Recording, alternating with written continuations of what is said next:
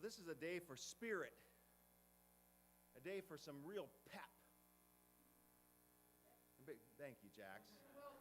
I can always count on you. The rest of the church doesn't seem very peppy today. What's going on with the rest of the church? You know, we need to fire something up. And I don't remember much about high school sports, and it was a long time ago, but I do remember the cheer squads or the cheerleaders. They could really get a crowd fired up.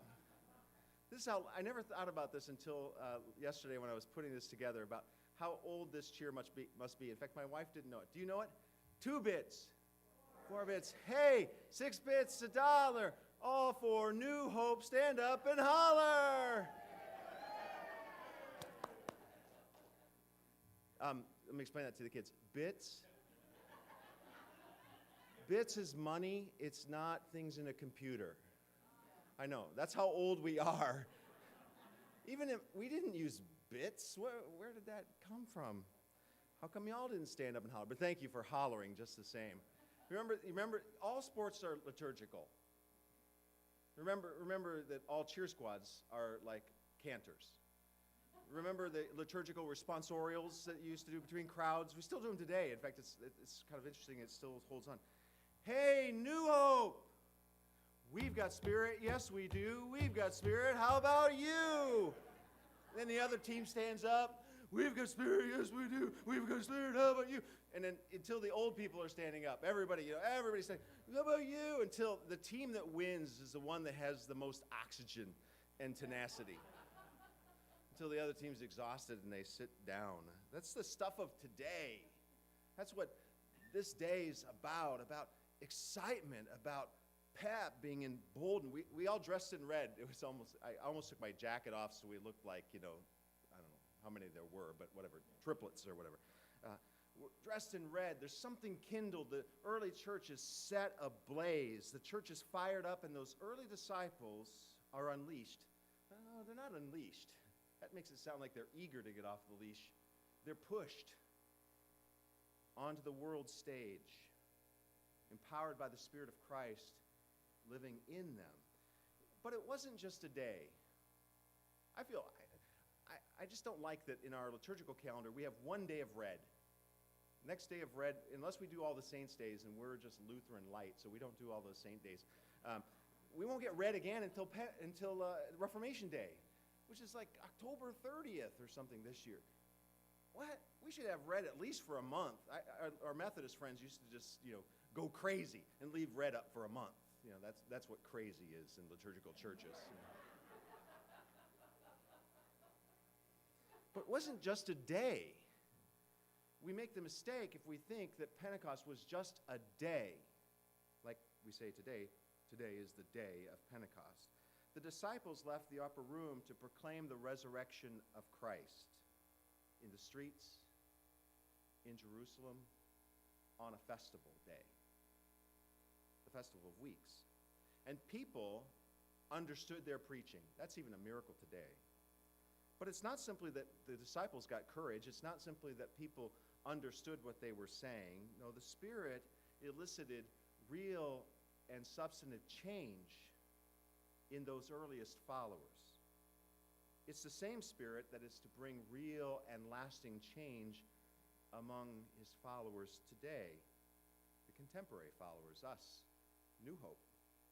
The Spirit moved those first followers to take the message of Jesus to the world. The Spirit moves us today to take the message of Jesus to the world. It's the same Spirit, the same message. I think we're somewhat wrong, not to speak against Marianne and her introduction, to say that this is the birthday of the church, although most people would say that it is. But I don't think it is. I think the church before Pentecost was also acting like the church, which raises the question, which kind of church are we going to be like? Pre-Pentecost or post? The pre-Pentecost church, too much like the modern church today, were locked up in their upper room, afraid of their neighborhood, afraid of potential changes. A Messiah risen from death to life might bring some substantial changes, afraid of the change that was before them, afraid of the change that Jesus has told them they would make happen in the world, afraid that their message might offend, afraid that their message might get them in trouble somehow, that they might lose their tax-exempt status or something of the first century equivalent. Well, that's the church today, too often. Pentecost is the day that God had enough of church business as usual. Church as a locked-up institution. Church as a place where the needs of the world are ignored for the safety and comfort for those who belong. God had enough and had leashed them to bring a message of life and real possible life change through the message and movement of Jesus. Not just the message and movement of the church, but the message and movement that was embodied in this body of believers representing Christ alive in the world. What's keeping us from getting that? My preaching professor was William Harms. He looked like a wizard, especially when he dressed in an alb. He had long white hair, but only hair from here down, and it was like a shower curtain all the way around his head, and hung about this low. So he looked like Merlin, and he had a long white beard, and he was big. Not heavy. He was just muscular, and not young either. So picture Gandalf the White, the later Gandalf, whoa. And he would storm around a classroom. He wanted to know you were awake. You answer. And he'd punch you. And when you recovered from the punch, I'm not suggesting that in any college classrooms. You couldn't get away with it today, I don't think. And he would say, "You got to preach to raise the dead." It was pretty convincing, because he was raising the dead in that classroom, that was for sure. And he told of a colleague of his who was also a preaching professor in another seminary, who was trying to cement the idea in the minds of his students that words matter and precision mattered to their words, and that a good sermon title should convey the entire power of a sermon if it was carefully crafted. And he told this story to emphasize the point of an elderly member of his church, a downtown church that he had served, who each week, she had, a long time ago, had moved away, but each week she would take the bus from the suburbs where she had moved to many years ago, all the way downtown, through many bus stops, past many churches, all the way to her downtown church where she was born and raised, and her parents had been members, and now she was an old widow. She passed hundreds of churches on the way, many of which were right on the boulevard where the bus went, and Mrs. O'Leary would always comment on the fact that she saw the signs, the kiosk signs out front, that they changed each week that reflected the sermon title of the pastor that week. And Mrs. O'Leary, she was older, and she didn't always feel very well.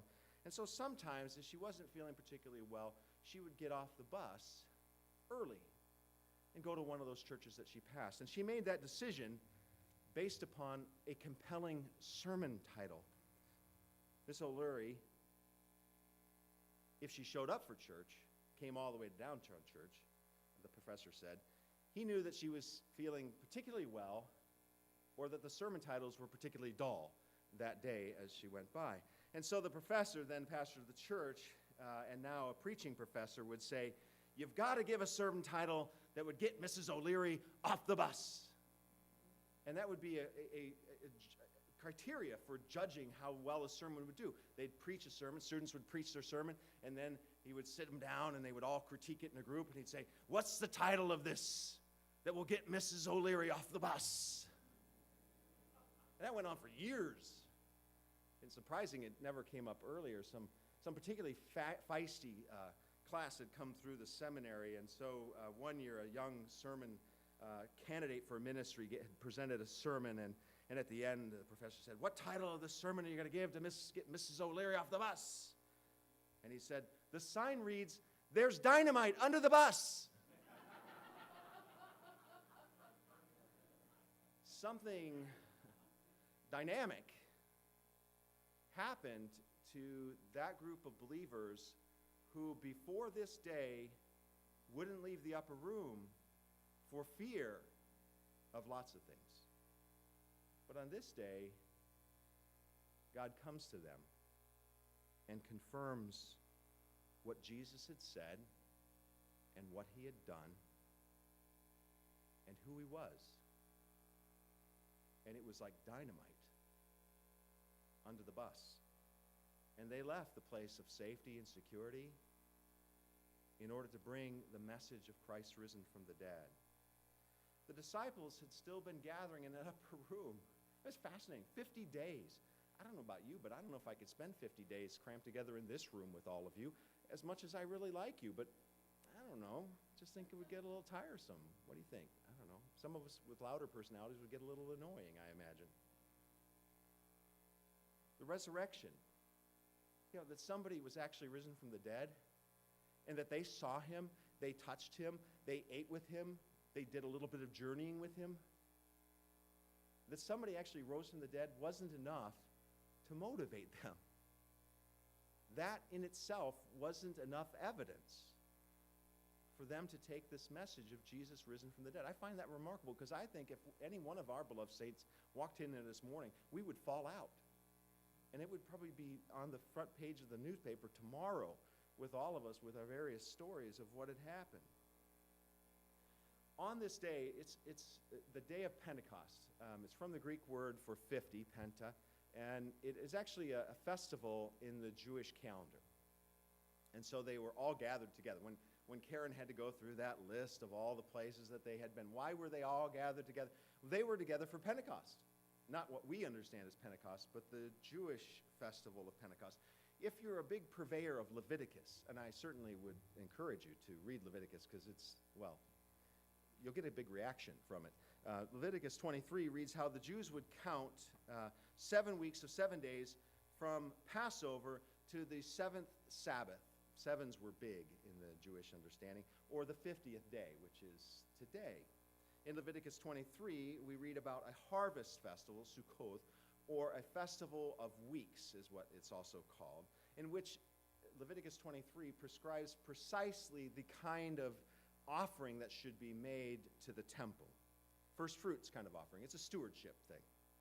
Over time, the celebration of Shavuot, which I think I said that wrong the first time, was associated with the giving of the law on Sinai, and so the organization of a community, which, if that doesn't sound familiar to you when we say it's a birthday of the church, you're getting it lost on yourself. But what I really like about Leviticus 23, and I can see that you're all vigorously digging through your Bible to go right to the Leviticus 23. I can't blame you. I had to do it this week. It moves directly from thankfulness and prescriptions of thank offerings to justice. Kind of fascinating. And there, after a long discussion about precisely what kind of offering you were supposed to bring as a first fruits harvest offering to the temple, then comes the ethical demand along with particulars about how they're to harvest their fields. The landowners were not supposed to harvest to their full extent their entire field, but to leave the edges of the fields for the poor.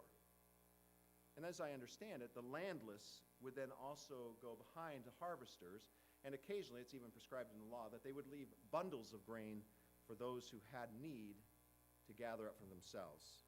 It's a second harvest, if you will. Leviticus 23:22 is one of the several places where landowners were to leave these bundles as a remembrance that they at one time were also poor and impoverished, that they also were sojourners, that they also were landless people after the exile. And they were obliged to keep that in mind and to keep the fact that they were supposed to be of some good use to the poor because of that remembrance. In other words, the Festival of Weeks, as it was also called, is to remind them that God is trying to get them beyond themselves to care for others. There's dynamite under the bus.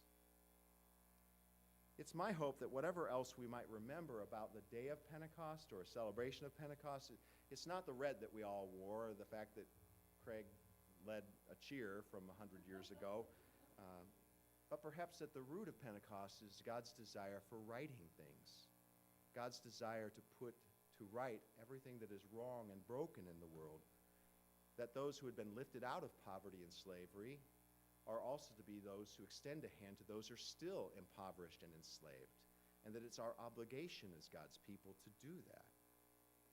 In some way, in this way, Pentecost really isn't anything new. It's old, in fact. It's a reminder that God wants us to move beyond ourselves, to make a difference in our world, to remember that we are God's people and things didn't always go our way, but God lifted us, so we are called to lift one another. We are to build hope together in our world. We're to bring light into the world that is too often filled with darkness. We're to bring freedom to those who are oppressed. We are to offer ourselves to God, to the world, and to others. That's what happens throughout Acts. Now, we've been doing a series. If this is your first weekend since Easter, welcome back. And if not, then you know that we've been doing a series through Acts in which the church has enacted all the very things that I just talked about in its life together after it leaves the upper room, giving themselves away. And as Jesus said all along, that they would truly find themselves in the giving of away, that they would truly understand themselves, that they would truly discover how remarkable they were because of what God was doing in and through them, how truly powerful they could be when they were doing the work of God in the world, bringing hope, bringing light, giving life, unleashing the bound, binding up the brokenhearted, feeding the hungry, sheltering the oppressed and the homeless, befriending the lonely, advocating for the voiceless, confronting the powerful and corrupt, giving ourselves away, and seeding life for the world. That's the story of Acts. I just summarized it for you. That's what Jesus did in his life, death, and resurrection. And he said, you will do these things too. In fact, did you catch the line? You will do greater things than the things that I've done. I hope that woke you up. It should have, at least as much as 2 bits, 4 bits, 6 bits a dollar, although unfortunately probably not. Or maybe the line in Romans 8 that you are heirs with Christ. Really? Now there's talking about an upgrade. That we are heirs with Christ as we share with him also in his sufferings, it says. Christ had risen. He had died and he had risen. He had ascended into heaven. Ascension Day was about a week ago. And now today, the Spirit of God, the Spirit of Christ, descends back upon the church. He's not missing, and he's not gone. We make a mistake in our Christian theology when we say, I'm waiting for Jesus to return. He never left. He's just here in the form of his Spirit present, abiding with us. The followers of Jesus are doing, as he said, what he did. Read Acts. They're doing exactly the same thing.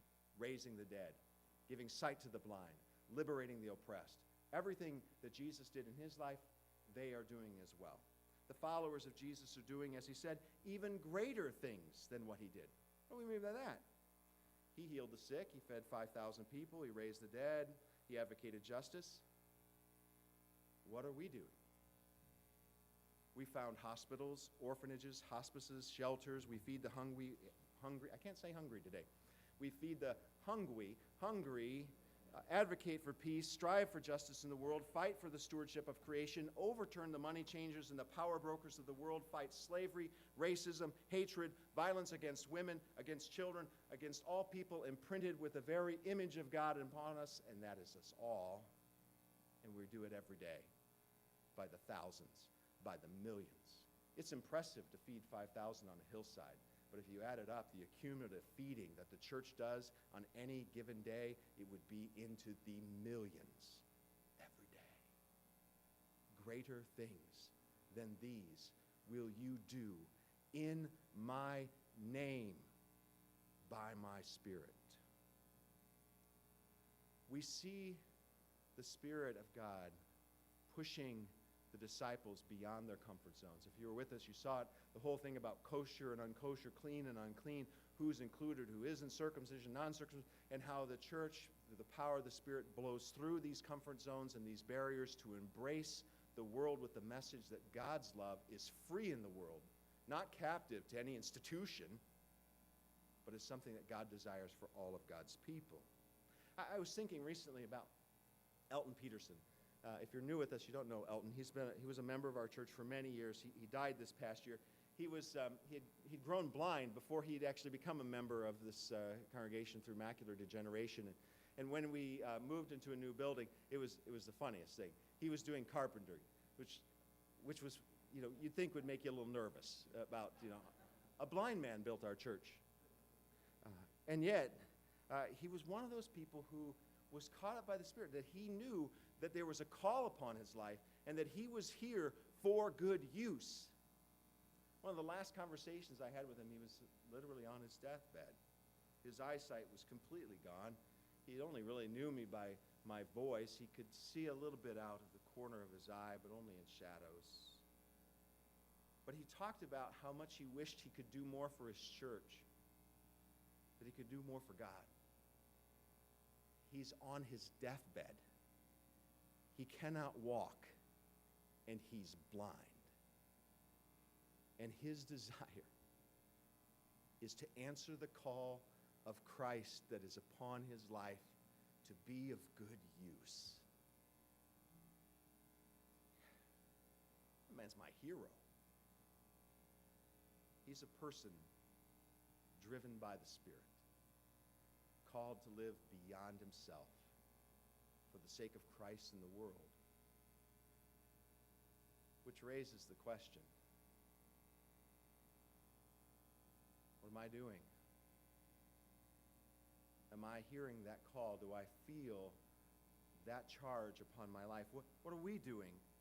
What have we made of this calling to be God's people in the world?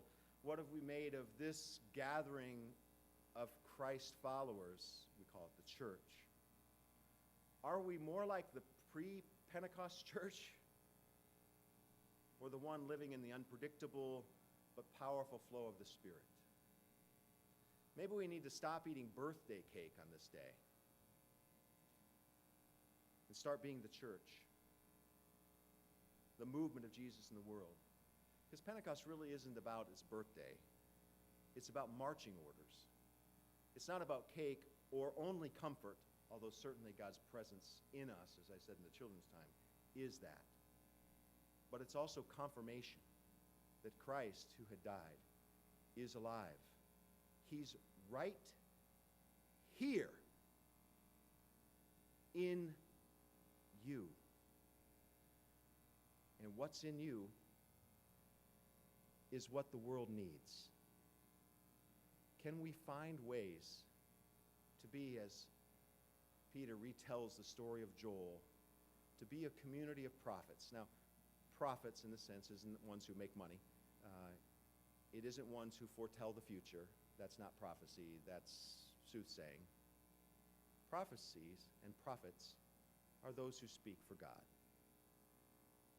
Can we so find in his word our call that we can find on our lips his blessing for the world? Not his condemnation of it, but his blessing. Can we live in the world as his Pentecost people, driven by this call upon our life and by the little gospel, that God so loved the world that he sent you. For Christ is here, alive, living in you, living in me. And together, if we answer the call, it is what the world needs. May the Spirit fall afresh on us again today. May you hear the beating of those wings and feel the singe of his power percolating in your spirit, calling you to be his child and his person in the world today. Amen.